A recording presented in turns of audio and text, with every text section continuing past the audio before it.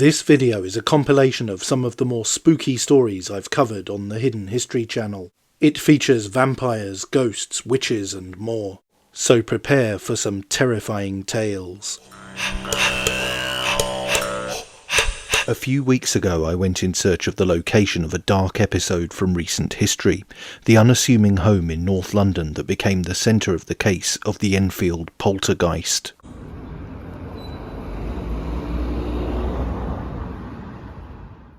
I actually grew up fairly close to the site in Brimsdown, but only became aware of it in recent years. As it is that time of year, I thought I'd post a video on my fairly amateurish investigation and the history of the case. So welcome to Green Street, where between 1977 and 1979 a perplexing tale of alleged demonic possession took place. The Enfield poltergeist case is one of the most famous and controversial paranormal incidents in recent history. Taking place in this suburb of London, the case involved a series of unexplained events and purported paranormal activity that captured the public's imagination and caused a media sensation, or perhaps that should be the other way around. Either way, this is the story of a case that has had far-reaching consequences and can be seen as a textbook example of the possession genre. In the late 1970s, this small house in Green Street became the epicentre of paranormal activity that would soon gain international attention. Peggy Hodgson, a single mother, and her 4 children, Margaret, Janet, Johnny and Billy, occupied the house at number 284. It was in this seemingly ordinary residence that strange occurrences began to take place, eventually leading to the involvement of paranormal investigators, national newspaper reporters, and those who would seek to debunk the claims, as well as the police. The Enfield poltergeist case is characterised by a wide range of paranormal activities, with some of the most notable incidents including: number 1, furniture movements. Witnesses reported that furniture, including chairs and tables, appeared to move on their own. This phenomenon was often accompanied by loud knocking sounds and vibrations.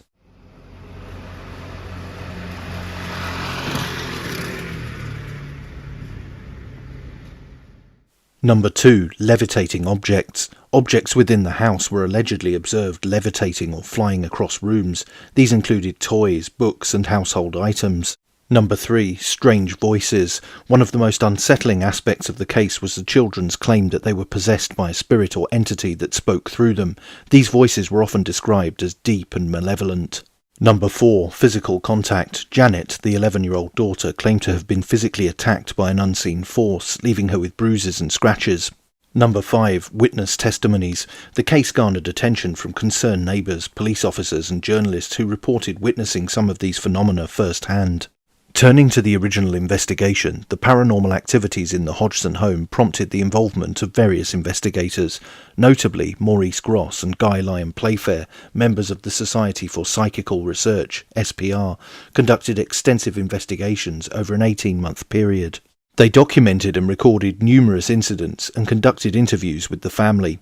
So-called paranormal activity included a police constable witnessing a chair wobbling and sliding without a clear cause. Subsequent claims involved disembodied voices, loud noises, thrown toys, overturned chairs, and even reports of children levitating. Over an 18-month period, more than 30 people, including neighbours, paranormal investigators and journalists, reported witnessing heavy furniture moving on its own, objects being thrown, and the sisters appearing to levitate. Additionally, knocking noises and a gruff voice were often heard and recorded. The story received extensive coverage in the Daily Mirror newspaper until reports ceased in 1979. The famed US demonologists Ed and Lorraine Warren also became involved in the Enfield poltergeist case in 1978 when they visited the Hodgson family home. The Warrens were renowned paranormal investigators with a long history of dealing with cases involving alleged hauntings and possessions. During their visit to the Enfield house, Ed and Lorraine Warren conducted investigations, interviews and observations of the alleged paranormal activities, which included levitating objects, mysterious noises, and the claimed possession of 11-year-old Janet Hodgson.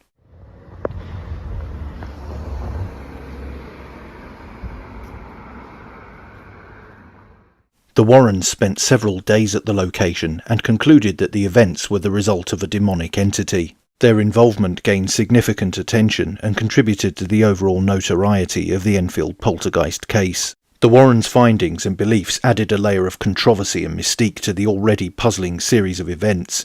While they were convinced of a supernatural explanation, the case remains a subject of debate among paranormal researchers and skeptics alike. Most likely because of the wider exposure of the case owing to the Warrens' involvement, the incident inspired the plot of the 2016 film The Conjuring 2. But by far my favourite popular culture spin-off was the controversial BBC mockumentary Ghostwatch. This programme caused a sensation at the time and haunted me for years after watching it as a youngster after it aired on Halloween night in 1992.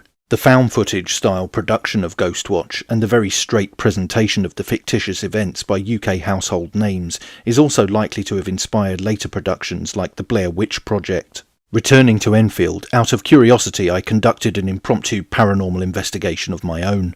This included a rather inconclusive Ouija board session and a vaguely more interesting experiment with dowsing rods, which did cross when I walked towards the house. However, despite this, I remain a very interested skeptic. And there are other, more forceful doubters too. While many believed the Enfield poltergeist was genuine, critics pointed to several factors that raised doubts about the authenticity of the events. Some suggested that the children may have fabricated or exaggerated the incidents for attention or to escape from their difficult living situation. Others argued that the photographic and video evidence produced during the investigations was inconclusive and could easily be staged. It was also suggested that the Hodgson family might have experienced psychological stress due to their living conditions, which could have influenced their perceptions of paranormal events.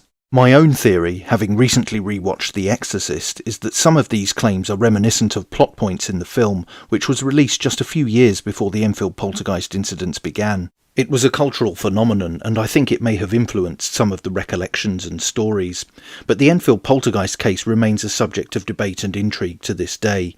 While believers in the paranormal point to the extensive documentation and the credible witnesses involved, skeptics argued that the evidence lacks definitive proof of supernatural phenomena. Ultimately, the case raises important questions about the nature of belief in the paranormal, the influence of psychological factors, and the limits of our understanding of the unexplained. So whether you're a credulous Mark like Mulder or a skeptic like Scully, in this instance it remains a compelling case, and the truth of what transpired in that small house in Enfield may never be fully resolved. Pazuzu is a demon from ancient Mesopotamian mythology, often depicted as a grotesque winged creature. It's known for its role as an evil force, particularly in the Babylonian and Assyrian traditions, where it was believed to bring harm and disease. Pazuzu has fascinated scholars, artists and others for centuries. With its unique appearance and multifaceted role in Mesopotamian mythology, Pazuzu has left a lasting legacy that continues to terrify. The history of Pazuzu can be traced back to the so-called Cradle of Civilization in the Fertile Crescent, which encompass parts of modern-day Iraq, Iran, Syria and Turkey. In this context, Pazuzu emerged as a prominent figure in the pantheon of Mesopotamian deities, particularly during the Assyrian and Babylonian periods, which spanned from approximately 2500 BC to 539 BC. Pazuzu is often depicted as a fearsome chimera-like creature. It has the body of a man, the head of a lion or dog, bird-like talons on its feet, and distinctive wings. These unique features distinguish Pazuzu from other Mesopotamian deities. Despite its menacing appearance, Pazuzu served a paradoxical role in Mesopotamian belief systems, however. It was primarily regarded as a protective deity who could ward off malevolent spirits and demons, as the film puts it, evil against evil. People invoked Pazuzu's name and image to safeguard themselves from illness, particularly against the demoness Lamashtu, otherwise known as Lilith, who is believed to harm pregnant women and infants. Pazuzu's amulets and figurines, often made of various materials like clay, bronze or wood, were widely used as talismans to ensure protection. These objects would be worn or placed in homes to harness Pazuzu's power against evil forces. While Pazuzu's role as a protective demon was well established in Mesopotamian society, it wasn't until the late 20th century that the god gained global recognition and infamy. The 1971 horror novel The Exorcist by William Peter Blatty, which was later adapted into the highly successful film, catapulted Pazuzu into popular culture.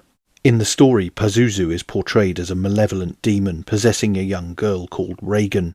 This depiction of Pazuzu as a demonic force of pure evil was a significant departure from its traditional protective role. The film's iconic imagery, including the eerie statue of Pazuzu and its chilling role in the possession of Reagan, left an indelible mark on audiences. Pazuzu's association with horror and malevolence became firmly embedded in the modern psyche. Following The Exorcist, Pazuzu's image began to appear in various forms of art, literature and entertainment. Artists and writers, fascinated by the demon's unique appearance and history, incorporated Pazuzu into their works. It became a symbol of malevolence and chaos in popular culture, a stark contrast to its original role. Pazuzu's influence also extended beyond horror movies and literature. It made appearances in video games such as the Final Fantasy series, where it was often depicted as a formidable adversary. Additionally, Pazuzu's image has been used in album artwork for heavy metal bands, further solidifying its association with dark and subversive themes. In recent years, Pazuzu has garnered attention from archaeologists and scholars interested in the ancient cultures of Mesopotamia. The discovery of Pazuzu figurines and amulets during excavations in the region have shed light on the significance of this deity in daily life. Archaeologists have found these artifacts in various contexts, including homes, temples and burial sites, suggesting that Pazuzu's protective role was deeply ingrained in the culture and widespread. These findings have fueled discussions about the multifaceted nature of Mesopotamian religion and the ways in which deities like Pazuzu evolved over time. Pazuzu's legacy is a testament to the enduring power of ancient mythology and its ability to transcend time and culture. From its origins as a protective deity in Mesopotamia to its transformation into a symbol of horror and malevolence in modern popular culture, Pazuzu's continuing journey is a reflection on the evolving nature of human beliefs and narrative storytelling. Today, Pazuzu continues to be a source of fascination and fear, 50 years since The Exorcist hit screens and thousands of years since the demon held sway in the ancient Middle East. Its iconic image, with its twisted features and menacing wings, remains a potent symbol in the world of horror and the occult. Whether invoked for protection or feared as a harbinger of evil, Pazuzu's presence endures. An unlikely question with perhaps an obvious answer, but did a vampire attack 3 people in central London just over 100 years ago? Certainly enough people believed in the obscure case of the Coventry Street vampire to panic about it, and a national newspaper asked whether one of the befanged revenants was the culprit. So, what's the story, Morning Gory? Well, initially in 1922 a giant bat-like creature had been seen in the vicinity of West Drayton Church. Some superstitious folk believed it was the vampiric spirit of a creature once said to have murdered and drank the blood of a Harmondsworth woman in the 1890s. Then, on the 16th of April 1922, so began a series of attacks that took place in Coventry Street, which lies between the busy areas of Piccadilly Circus and Leicester Square in London. At 6 a.m, a local clerk was walking to work along Coventry Street when he was suddenly set upon from the shadows by an unseen figure. He was bitten on the throat by the mystery assailant and collapsed and woke up at Charing Cross Hospital. Incredulous medics did not believe his tale and assumed he had been stabbed in the neck. Then, just over 2 hours later, the attacker struck again. A second man was taken to hospital with similar wounds after being pounced on from the same location. Later that evening, a third victim was discovered at the turning just off Coventry Street. Rumours quickly spread that a vampire was on the loose, and these were assisted by the press fanning the flames. A Daily Mail reporter apparently asked the police if a vampire could be on the loose, and the officer simply replied, "That's all," and left the press conference. As an experienced journalist myself, I know that that answer qualifies as a failure to deny and opens the door to all kinds of sensationalist coverage. The hysteria increased and wild speculation was rife.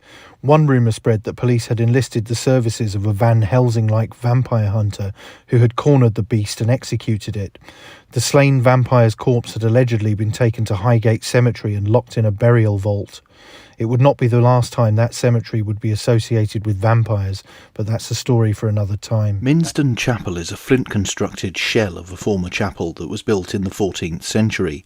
Despite its fairly remote location, it was regularly used for services until the late 17th century, when it was abandoned. But the crumbling relic's story did not end there, and, in most ways, it got more interesting from then on. Shortly after the church was abandoned, it began to fall apart, or was ripped apart by thieves who ransacked chunks of it for building materials. The resultant ruin then became more and more unstable and unsafe. However, despite its dilapidated state, it still played an important role in providing a place of worship for nonconformists, led by Daniel Skingale, who could boast a large congregation of around 300 in the 18th century. However, the dangers of loose masonry were ever present and, it seemed, the man upstairs was not around to avert disaster. The last known service at Minston Chapel was when a wedding took place in July 1738, but the nuptials were interrupted when a piece of the structure dislodged and fell onto the book held by the curate. The fact that the ceremony took place at all is highly surprising because in 1690 the archdeacon noted that the chapel was ruined, stripped, uncovered, decayed and demolished. And it said that the building was likely to go down as far back as the mid-16th century. The plunder continued, and sources indicate that pieces of stained glass were auctioned off in 1832. In the 1840s, a local villain known as Old Bostock was known to steal the chapel's worked stone and sell it on Hitchin Market. But it was later than that Minsden Chapel achieved its greatest notoriety. In 1949, Reginald Hine, a local historian, was fascinated by the chapel and sought to repair it. Hine was a frequent visitor and eventually obtained a lifetime lease of the building from the vicars of Hitchin. Before he died, Hine made a threat that he would seek to defend the building even after his death. He said, "Trespassers and sacrilegious persons take warning, for I will proceed against them with the utmost rigour of the law, and, after my death and burial, I will endeavour in all ghostly ways to protect and haunt its hallowed walls." His ashes were scattered at the chapel and a memorial stone was laid by his family. But this was not the only ghostly association with the site. In 1907, Thomas William Latchmore, a local professional photographer and a friend of Hine, took a photograph that supposedly showed a spectral monk viewed through a crumbling arch. This set the hair running for similar paranormal tales, with repeated claims of sightings of a monk climbing stairs that no longer existed at midnight on Halloween. A glowing cross was also reported as being seen on one of the walls, and it was said that the peal of the chapel's stolen bells could still be heard. And another tale spoke of an apparition of a murdered nun. As well as ghost stories, there was also a local legend that the site was connected to the Knights Templar, which has a strong connection to this part of Hertfordshire. It was said that a secret tunnel existed somewhere in or near the chapel that extended to nearby Temple Dinsley. However, the best evidence for ghosts at Minsden Chapel appeared to fade away in 1930.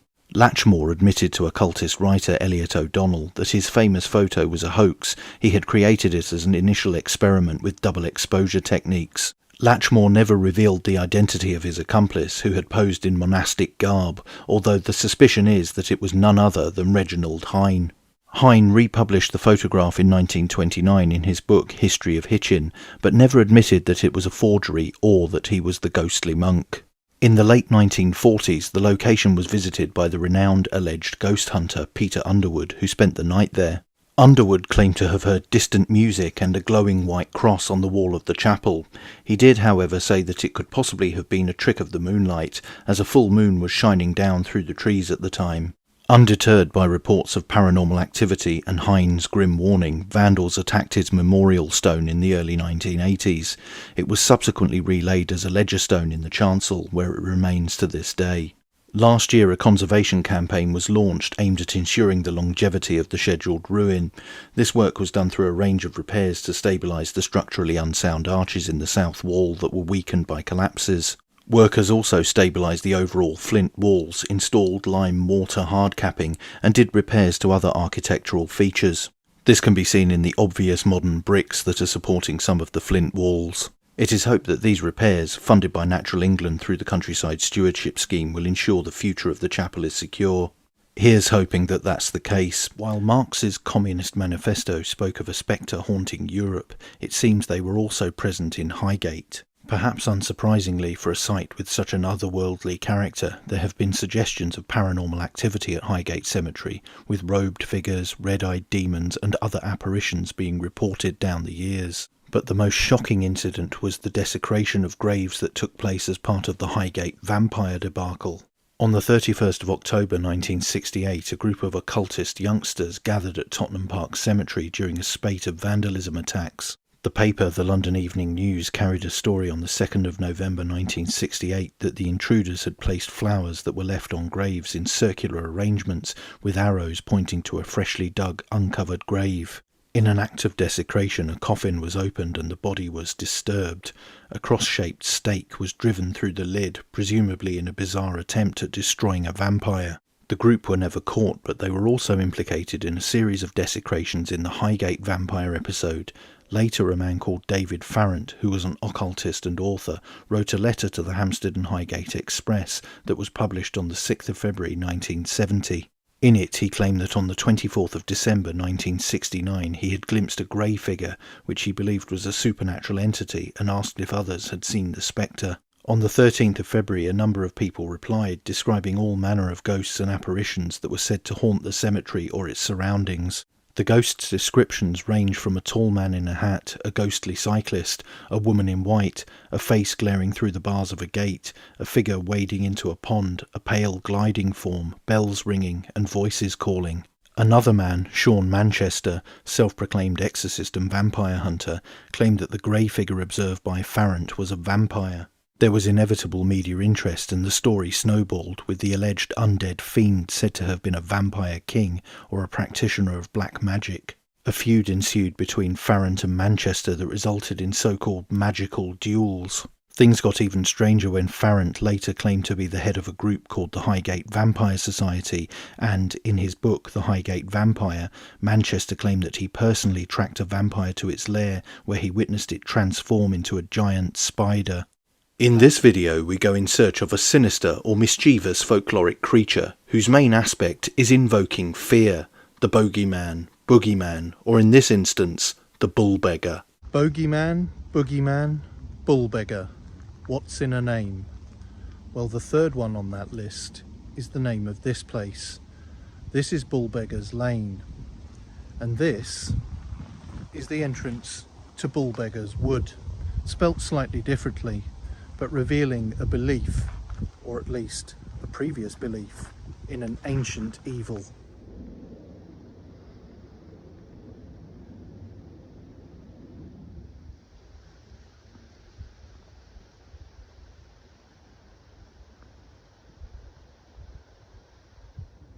So, what is the significance of the term bullbeggar? Well, it gets a brief mention in Westwood and Simpson's The Law of the Land. So let's see what the book says about the place where I am now. Running from Bank Mill Bridge past Gutteridge Wood towards Potton End is Bullbeggar's Lane in the parish of Northchurch. Off the lane to the east is the differently spelled Bullbeggar's Wood, Bullbeggar Wood in circa 1840.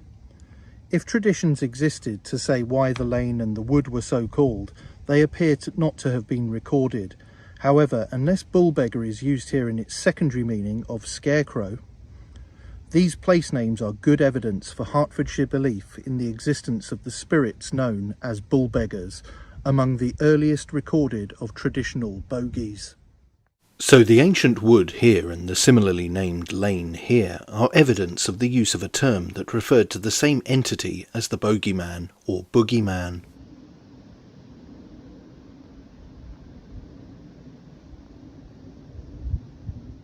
The bogeyman serves as a symbol of punishment for misbehaviour, hiding in the shadows, cupboards or under the bed, waiting to capture disobedient children. Though the appearance of the bogeyman differs depending on the culture, it is almost always depicted as a frightening or elusive figure. In Europe and Europe-descended mythology, it often lacks a specific form, representing an amorphous threat or an embodiment of darkness. Its undefined nature adds to its terror, playing on the fear of the unknown. Children are warned that if they misbehave, the bogeyman will come to get them, though exactly what it will do remains vague, amplifying the creature's dread. The bullbeggar is a lesser-known figure from English folklore, often considered a regional variation of the more widely recognised bogeyman. Like the bogeyman, the bullbeggar is a creature used to frighten children or misbehaving individuals, typically depicted as a ghostly or monstrous figure. In some stories, the bullbeggar is seen as a spirit or an apparition that haunts lonely places, such as dark woods, remote paths, or deserted buildings. The purpose of the bullbeggar is similar to other folkloric entities. It embodies the fear of the unknown, darkness and isolation, serving as a tool to caution children against wandering alone or disobeying their elders. The bullbeggar can vary in its description depending on local tradition. In some accounts it is depicted as a large, menacing figure, capable of shape-shifting or changing size to scare people. Other versions suggest that the bullbeggar is more of a mischievous spirit, playing pranks and causing disturbances rather than outright harm. The name itself, bullbeggar, could derive from the idea of begging or pleading for mercy, as those who encountered the creature might do. Like many regional bogeyman figures, the bullbeggar's lack of a specific form allows it to remain flexible in folklore, adapting to various situations and playing on the fears of those who hear the tales. People might drive down this road, Bullbeggar's Lane, and they may think to themselves, oh, that's a strange place name, or they might not dwell on it at all. But the fact is they reveal much about our ancient past and the beliefs that our ancestors once held. So what this dark fairy tale tells us is the power of words to convey previously held beliefs, probably stretching back to pagan beliefs. This video will look at a bizarre local legend of witchcraft and dark magic. I'm probably going to have to raise my voice quite a bit, but welcome to the river Ver in St Albans, from whence the name Verulamium, the city's Roman name, came from. According to a 1712 pamphlet, a witch crossed this body of water in a kettle drum.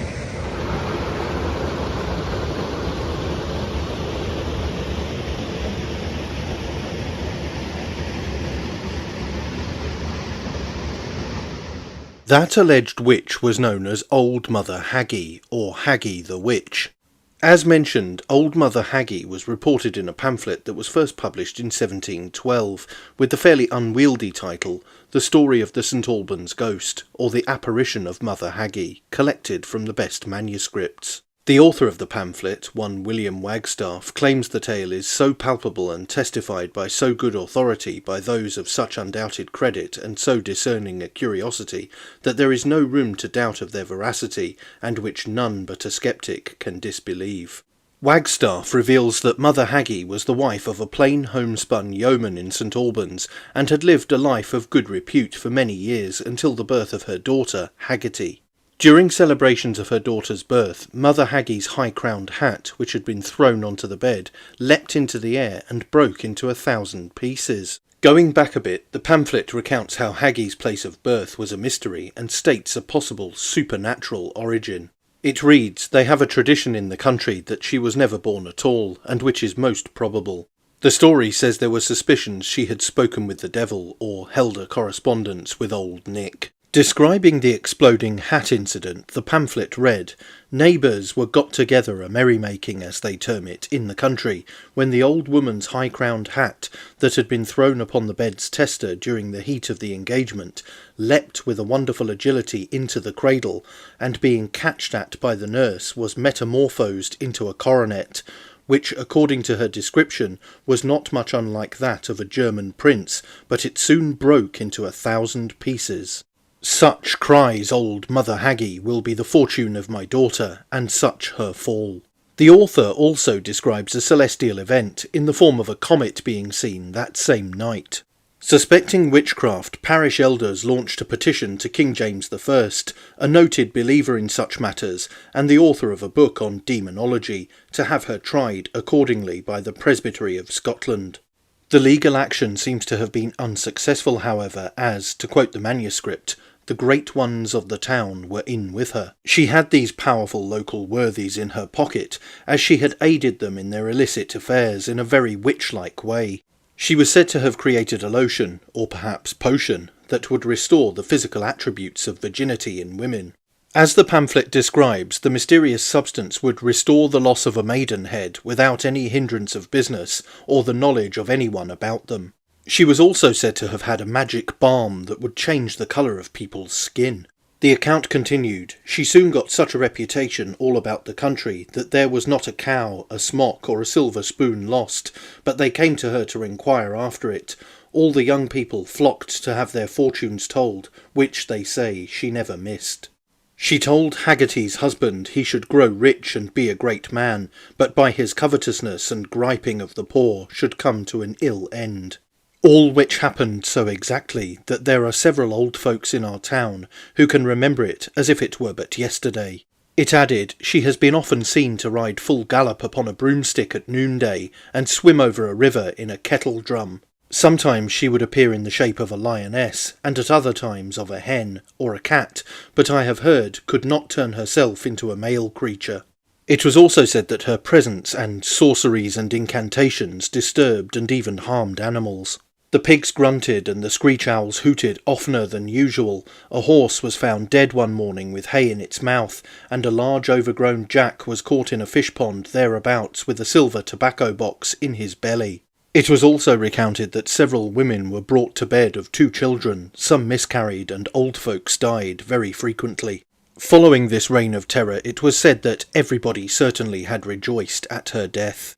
A later author called W.B. Gerrish wrote a series of pamphlets collectively entitled Hertfordshire Folklore between 1905 and 1915, which also recounted the old Mother Haggy story. Gerrish also included a possibly unrelated recording of a witch ducking at an unspecified pond in St Albans. So it seems the area was certainly not short of witchcraft tales and allegations. Everyone knows about werewolves from medieval and later folklore, and from a host of movie iterations of the creatures, but most may not be aware of mentions of the savage beasts in ancient Greek writings. But there are two such instances in one of the most important books in the Western canon, the Histories by Herodotus, and there are other lupine allusions in later classical history. Herodotus does not mention werewolves explicitly in his histories, but he does refer to a tribe called the Nuri, who he describes as being capable of transforming into wolves once a year. This is one of the earliest recorded mentions of a form of wolf skin changing in history, and this is what he wrote. The Nuri share the customs of Scythia.